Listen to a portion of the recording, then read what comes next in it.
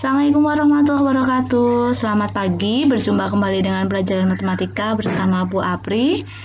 Jangan lupa subscribe dan like video ini. Pada kesempatan kali ini kita masuk ke bab 2 yaitu persamaan kuadrat.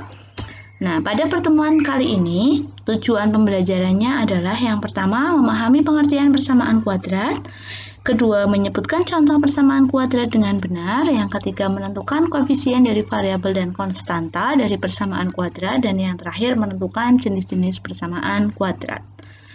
Sebelum kita mulai ke materi inti, mari kita ingat kembali materi bentuk aljabar pada saat kalian kelas 7.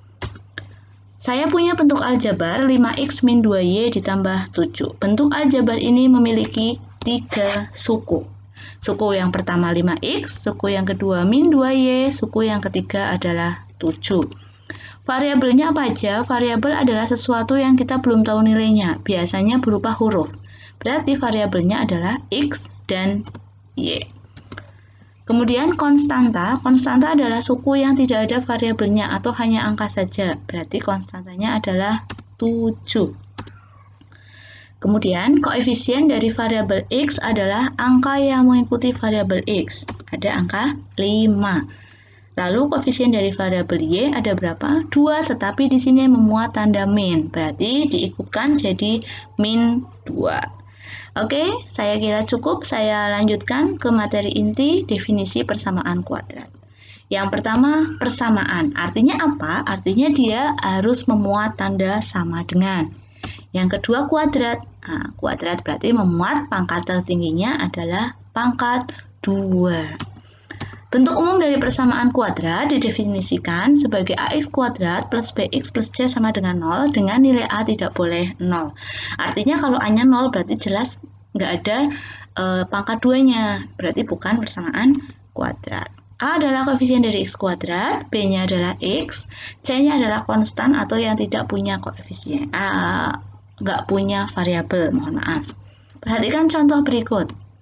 2x kuadrat plus 3x plus 5 sama dengan 0. Nah, ingat, ini persamaan kuadrat bukan, syaratnya ada 2 tadi, ada tanda sama dengan, kemudian ada pangkat 2. Ini ada tanda sama dengan, pangkat 2, berarti dia persamaan kuadrat. Contoh yang kedua, sama dengan ada.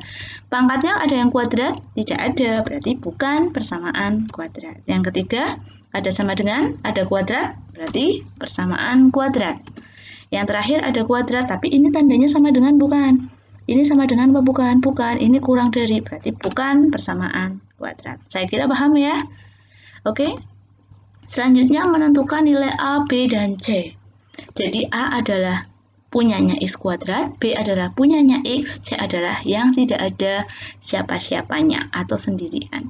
Perhatikan yang pertama, berarti ini A-nya berapa? A-nya 2, karena di sini 2, B-nya 3, C-nya 5, begitu.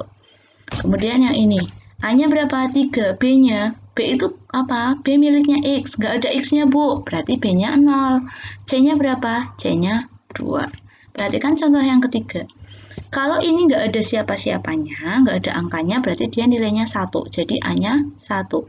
B-nya berapa? B-nya ini ada negatif. Kamu ikutkan negatifnya, jadi negatif 8. C-nya berapa? Negatif 7. Terakhir, A-nya berapa? 2, benar. B-nya berapa? B-nya 0. Kenapa? B-nya 0. Nggak ada sih. Nah, C-nya berapa? C-nya 9. Selanjutnya adalah jenis persamaan kuadrat. Ada 3 jenis persamaan kuadrat. Yang pertama adalah persamaan kuadrat biasa, artinya dia lengkap, ada A, ada B, ada C, semua ada angkanya. Yang kedua, persamaan kuadrat murni yang ada angkanya itu cuma A sama C, B-nya 0 atau nggak ada B-nya. Yang ketiga, persamaan kuadrat tak lengkap, hanya ada A dan B, C-nya 0, dia nggak ada C. Perhatikan contoh berikut. Yang pertama, 2x kuadrat plus 3x plus 5 sama dengan 0. Ada A, ada B, ada C. Berarti ini persamaan kuadrat biasa. Perhatikan ini.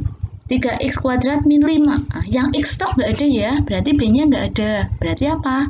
Murni. Yang terakhir, 5x kuadrat plus 4x. C-nya mana? C-nya nggak ada. C kan yang nggak ada x-nya gitu kan. Berarti ini masuk apa? Nggak ada C-nya. Tak lengkap. Ya.